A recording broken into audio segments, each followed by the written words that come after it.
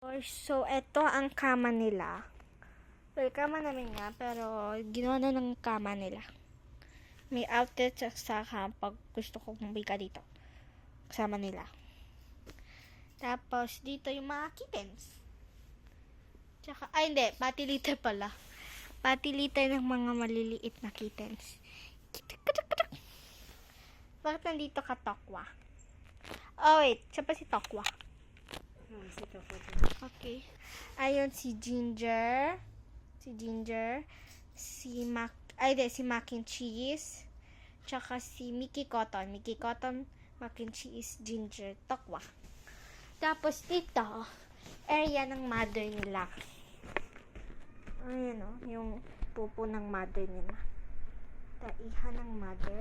Yung green stuff, ito is tofu para bumango. Para hindi masyadong amoy.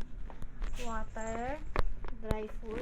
Bakit nadyan yung white food? Ay nako, ba't nandito yung white food mo? Dito lang muna lagay sa stairs. Kasi ayaw nila uminom ng tubig. Pag malapit ito na amoy nila. Ayan.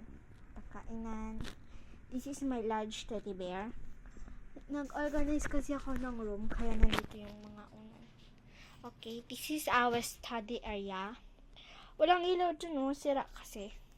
Ayan yung mga books ko. This is also my area. That whole thing is my area. Pero, diyan natutulog si Mikmik. Tsaka yung mga baby niya. Kasama niya si mama. And, this is my corner. Ito yung cabinet ko kung saan ko lalagay mga things. Mga kalagang things. Mga damit ko.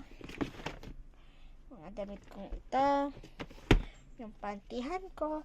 Tapos yung dress area ko with my school bag. Yay! And may sarili kaming kusina. Okay.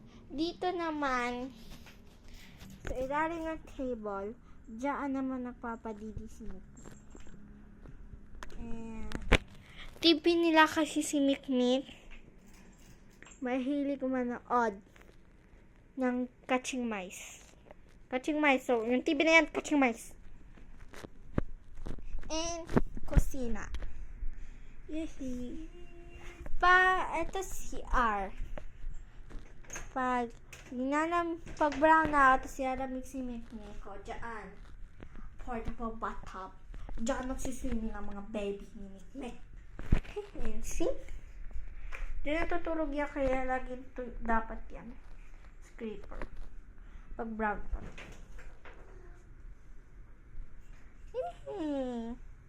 And that is our room. I will give a twin spin. Dito magkakapatid. Okay.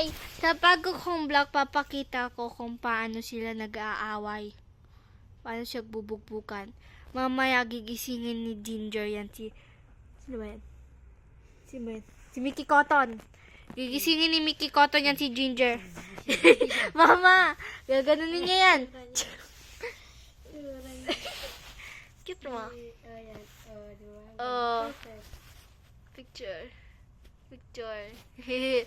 Yan, gaganunin yan. Kukutungan niya yan. Tapos gagawin yan. Kakagatin niya yan